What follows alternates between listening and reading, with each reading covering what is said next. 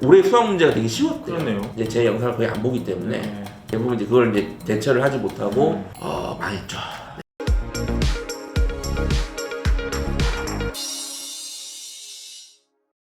자, 올해 수능이 이렇게 끝났고요. 말도 많고 탈도 많은 수능이 끝났고, 최근에 영상을 보니까 우리 펜타키 선생님이 올해 수능 경향을 제대로 맞춘 나는 유일한 전문가다 이렇게 자랑을 하고 계신 영상을 제가 여러 번 보았습니다. 어떤 얘기였습니까? 이게 기자님들 수능 네. 치셨죠? 네. 몇 년도 치셨죠? 제가 99년에 땄거든요. 예. 98년에 쳤거든요. 그러면 수능 시작한 지 얼마 안 됐네. 얼마 안 됐죠. 4년에 시작했으니까. 그때는 아직 수능 만점자가 없었죠? 그 전까지는. 제 때 처음 나왔고 그 전까지 그렇죠, 없었죠. 그렇죠. 그래서 이 수능이라는 게 그 경향성이 바뀌어요. 수능 출제 스타일. 그래서 지금 수능을 친 학부모님들은 부모님들 때 친 수능과 지금 수능 차이가 심합니다. 못 풀어요. 야, 이게 뭐 수능이야? 야, 이렇게 어려운 걸 풀어? 그 정도거든요. 그래서 난이도도 계속 업그레이드 되고 전반적으로 출제 경향, 출제 경향이라는 거는 그 수능의 목적이 변별에 있습니다. 줄 세우기인데 네. 이 줄 세우는 방식이에요. 뭐 예를 들어 수학 같은 경우에는 꽤 많은 기간 동안을 이 세 문제 킬러 문항이라고 하니 세 문제를 죽어라 어렵게 내고 이 세 문제 중에 몇 문제를 맞추냐를 가지고 변별을 해왔다면 최근에는 이 죽어라 내는 세 문제의 난이도를 떨어뜨리고 흔히 말하는 준킬러 약간 어려운 문제들을 한 7, 8문제를 포진해서 이렇게 변별을 하는 시스템이거든요. 예. 이런 식으로 경향성이 바뀌어요. 경향성이 바뀌는데 올해는 일단은 이 수학을 통합을 하다 보니까 어떤 이슈가 있었을 거냐면 평가원에서 제가 아까 말씀드렸듯이 인문계 아이들이랑 자연계 아이들이랑 수학 실력 차이라고 할 수 없을 정도로 어마어마하거든요. 넘사벽이에요? 예, 그러니까 어느 정도냐면 작년까지 이제 가형 4등급 학생들이 인문계 수학을 치면 대부분 2등급이 나옵니다. 바로 치면 1등급 나오는 경우도 많아요. 조금만 준비하면 1등급이 바로 나와요. 그러니까 이과 4등급인 애가 좀 준비하면 문과 1등급 1등급이 돼요. 실제로. 그러니까 이제 어마어마한 차이지 않습니까? 그러네요. 이게? 근데 이걸 합쳐놨잖아요. 그러니까 이제 평가원 입장에서는 변별을 하려면 만약에 자연계 수준에서 변별을 하면 인문계 아이들이 아주 그냥 박살이 날 거고. 변별이 안 되겠네요. 그렇죠. 다 망하니까. 다 망하니까 인문계 아이들이 아예 그냥 몰라 이렇게 될 거잖아요. 그런데 인문계 아이들 수준으로 변별을 하면 자연계 애들 너무 쉽잖아요. 그러니까 아마 이 평가원이 이 고민을 엄청나게 했을 거라고 저는 보거든요. 아니 근데 문과는 확통이고 이과는 미적이니까 그냥 그걸로 분별되는 게 아니에요? 예, 근데 줄 세우기를 같이 하니까. 근데 이 과목은 다른데 줄 세우기를 같이 하니까 이게 머리가 아픈 거예요. 이게. 그러면 인문계 애들도 풀 수 있으면서 변별을 해야 돼요. 그죠. 이게 핵심이잖아요. 어렵네요, 진짜. 예. 그런데 작년 수능 문제를 보면 약간의 힌트가 있었어요. 작년 수능 문제 중에 이제 어려운 문항들이 이제 뭐 어렵게 내서 틀리는 경우도 있지만 약간 이제 페이크식으로 속이는 방식으로 해서 틀리게 될 수도 있잖아요. 그래서 작년 한두 문제 정도를 약간 그렇게 냈거든요. 그걸 작년 수능을 제가 이제 보고 이런 문제가 있네. 그리고 올해 6월 9월을 봤을 때 실제로 그렇게 속이는 식의 어떤 문제나 문제 배치들을 보이더라고요. 그러니까 실수를 유발하는 문제인 거죠. 그렇죠. 그러니까 올해는 이런 식으로 내겠구나. 예, 그래서 이제 어느 정도 이제 그렇게 예측을 해서 다행히 이제 제 예측은 맞았는데 문제는 이제 학생들이 이제 제 영상을 거의 안 보기 때문에 이제 대부분 이제 그걸 이제 대처를 하지 못하고 망했죠. 네. 속임수를 좀 예. 염두에도 갔어야 되는데. 그러니까 이게 올해 뭐 수학이 어렵다는 얘기 들으셨잖아요. 네. 어려운데도 불구하고 수학 만점자가 2,702명이에요. 2,702명? 예. 많은 거잖아요. 많은 거예요, 되게. 만점이 진짜로 다 맞춘 거죠? 예, 실제 최상위권 학생들한테는 올해 수학 문제가 되게 쉬웠대요. 그렇네요. 물어보면. 그런데 예를 들어 내가 고수면 아무리 속여도 안 속잖아요. 그렇지. 근데 이제 덜 준비한 사람들이 속잖아요. 그렇지. 똑같이 이 학생들이 올해 이 속임수에 매우 속았습니다. 예, 그래서 그 부모님들이 이게 단순히 이제 무조건 공부 열심히 해, 공부 열심히 해, 이거 당연히 중요한데 어쨌든 이 수능 출제 방향이라는 게 뭐 한 3, 4년 단위로는 조금씩 바뀌고 있다. 네. 전반적으로 리뉴얼이 된다는 거를 좀 인식을 하시고 좀 대응을 하시는 거를 좀 추천을 드립니다. 예. 그럼 내년에 이제 문이과 수능 통합 두 번째잖아요. 네네. 그 다음에 이제 세 번째고. 그럼 내후년 수능은 어떨 것 같으세요? 일단 뭐 제 개인적으로는 올해 이런 식으로 해서 어느 정도 나름 저는 평가원을 욕을 안 하는데요. 저는 올해 평가원이 그 어려운 거를 정말 기가 막히게 해냈다라고 저는 생각을 하는 사람인데 뭐 이제 이걸 보시고 막 욕을 하실 수도 있어요. 대부분 평가한테 안 좋은 감정을 가지고 계시거든요. 지금 학생들이 학부모님들은. 근데 어쨌든 어느 정도 거의 절반 이상의 성공을 거뒀기 때문에 이런 출제 경향이 내년까지는 이어질 것 같아요. 것이다. 근데 다만 어느 정도로 더 확대시킬지는 6월, 9월 모의고사를 좀 봐야 되지만 올해 이런 경향으로 당분간은 또 갈지 않을까. 예.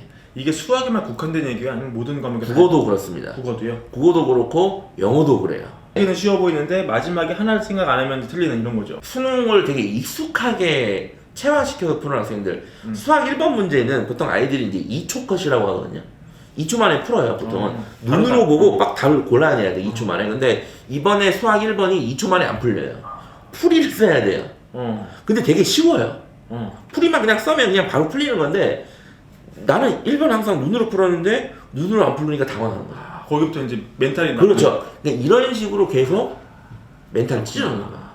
그러니까 너무 기출과 똑같은 유형으로 나올 거라는 생각을 이제 버려야 되네요. 그렇죠. 아이들이 되게 수능 공부는 곧 기출 공부다. 실제로 많은 사교육자들이나 일선 그 집 근처에서 보실 수 있는 대부분의 학원들의 수능 교재는 연계 교재 아니면 기출 교재거든요. 그러니까 기출 교재에 익숙한, 기출 문제에 익숙한 아이들은 올해 수능을 잘 칠 리가 없습니다. 그렇겠네. 진짜 아무리 쉬워도 1번 진짜 막히면 그때부터 이렇게 뭔가 조급해지잖아요. 그렇죠? 네. 그리고 뭐 국어도 1번부터 푸는 애들도 많지만 선택 과목부터 푸는 애들도 있거든요. 이제 막 다 달라요. 막 이게 스킬이네요, 나름. 예, 스킬식으로 하는 접근 학생들은 이번에 좀 많이 힘들었을 거예요. 아마. 고입을 준비하는 중학교 친구들은 항상 관건이죠. 이런 변화된 수능 환경에서 고등학교를 선택하는 기준도 좀 달라져야 되는지 궁금합니다.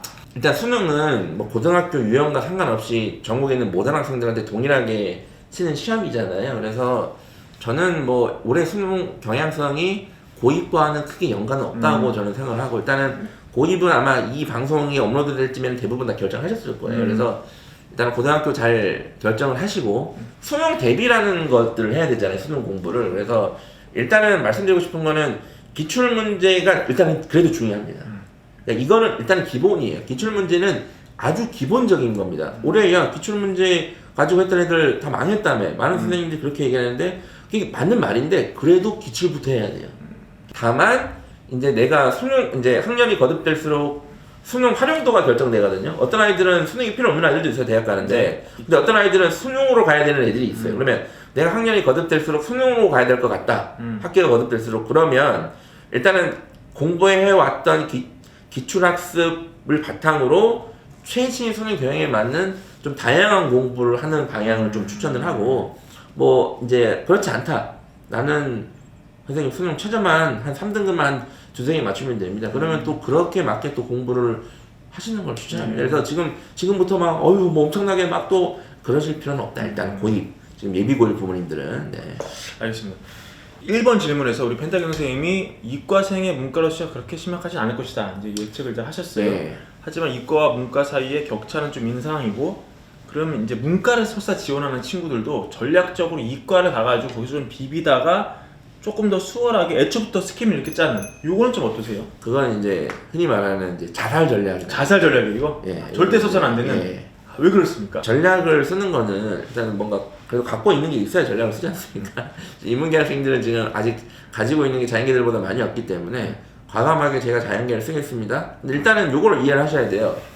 기본적으로 올해 자연계 아이들이 인문계 쪽으로 교차 지원을 해서 대학에 있는 어떤 선호도 대학을 높일 거다라는 그런 게 주장이 가능한 게 수학 실력 점수 차이, 수학 점수 차이로 인한 거거든요. 내가 자연계고 너가 인문계야.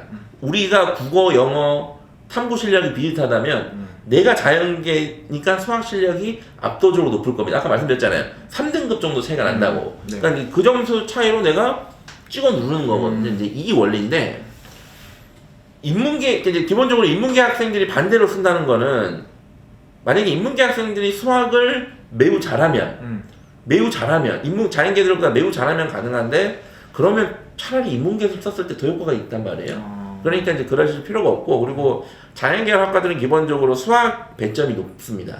수학 배점이 높아서 썼을 경우에 좀 안 좋을 가능성이 높고, 그리고 자연계열 학과를 쓰려면 주요 학과는 결정적으로 수학만 수학이 아니라 과탐, 그 다음에 수학은 미적분 기하를 했었어야 돼요. 그래서 아마 대부분 자연계 문과 학생들은 그렇게 안 했을 거기 때문에 지원을 할 수가 없을 겁니다. 그래서 혹시 지금 이 얘기를 하는 이유는 혹시 예비고 2, 네. 예비고 3 학생들이 야, 뭐 지금 통합이니까 어차피 그럼 나도 미적분 기하 과탐에서 자연계 갈 수 있는 거 아닌가?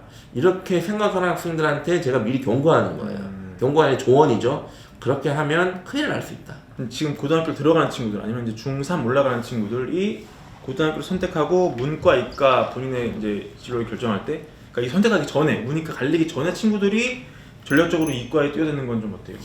근데 이제 요즘에는 대부분 좀 이 대입이나 공부에 관심 있는 학부모 부모 학생들은 고등학교 입학 과정에서 문이과가 어느 정도 결정된 상태로 합니다. 왜냐면 그렇지, 외고도 예, 있고 모도 있고 그렇죠. 외고도 있고 국제도도 있고 뭐 과학고도 있고 그다음에 일반고를 가더라도 네. 어느 정도 이제 수학 실력이라는 게 고등학교 중3 정도면 어느 정도 이제 견적이 나오거든요. 우리의 수학 실력. 이거 이제 자연계 갈 아이인가 아니면 자연계 가면 좀 힘든 아이인가 결정이 되고 또 자연계를 진학을 하게 되면 이제 예비고일 이 겨울방학 시점에서 수학 선행학습을 많이 시키신단 말이에요. 그래서 지금 어느 정도 결정이 돼 있을 거예요. 근데 만약에 우리 아이가 지금 결정이 안 돼 있는데 이런 상태에서 그래 나중에 자연계를 갈 수 있으니까 수학 공부를 충분히 시키면 그때는 가능해요 선택이. 그런데 아직 결정이 안 된 상태인데 뭐 무슨 수학 선행이야 너 못 갈 수도 있는데 이런 상태에서 수학 공부가 충분히 안 돼 있는 상태에서 고등학교에 가서 자연계 선택을 한다? 그건 아마 성적이 좀 많이 힘들 겁니다. 그렇군요. 그러면 약간 최상위권 학생들, 그러니까 공부 잘하는 친구 중에 뭐 의대 가고 싶은 친구도 있고 공대 가고 싶은 친구도 네네. 있지만 뭐 나 서울대 경자 가고 싶어, 경영 네. 가고 싶어 이런 친구도 있을 거 아니에요? 그렇죠. 아니 못해도 뭐 연대나 고대 뭐 경영만 갈 거야. 이런 친구들이 그럼 전략적으로 미적을 하는 거는 이건 좀 유효합니까? 자 이게 네. 요게 이제 요즘에 질문을 많이 하시는 게 서울대학교에서 이제 입시안을 미리미리 발표해 주거든요. 네. 서울대에서 이제 권장 과목이라는 거를 발표를 했어요. 이게 뭐냐면 권장 과목. 서울대학교에 이 학과에 지원할 때는 이 모집 단위에 지원하실 때는 요런 과목들을 고등학교에서 이수해 주세요.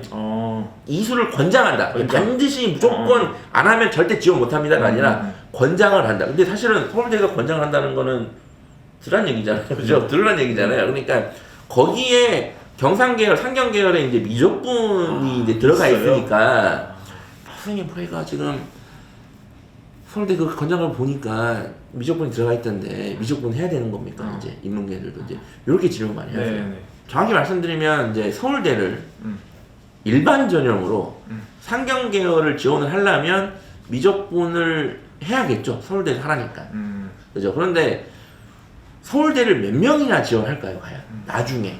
그러니까 대입을 6장이거든요. 수시 6장이거든요. 근데 6장이기 때문에 6장 전체에 대해서 전략을 목표로 쓰셔야지 한 개의 대학을 목표로 준비하실 수는 없어요. 다 망할 수 있다. 예, 다 망할 수 있어요. 그래서 만약에 우리 아이가 미적분을 해도 될지 안 될지는 제가 언제 결정하라 그러냐면 지금 미리 그건 결정하지 마시고 네. 지금 이제 수학 2가 미적분 부분이 연결이 되거든요. 그래서 일단은 수학 수원 수투 서울대 목표로 하실 거면 수원 수투를 충분히 선행을 학습을 해놓은 다음에 1학년 성적을 봤는데 우리 아이가 수학 성적이 1등급이다. 계속 우리 아이는 인문계를 갈 건데 우리 학교에서 꿀리지 않아. 수학 성적이 자연계를 대비 꿀리지 않아. 그러면 미적분을 하세요. 그런데 예를 들어서 서울대를 목표로 했는데 역시나 수학 성적이 밀려. 다른 건 다 1등급인데 수학은 2등급이 나오고 있다.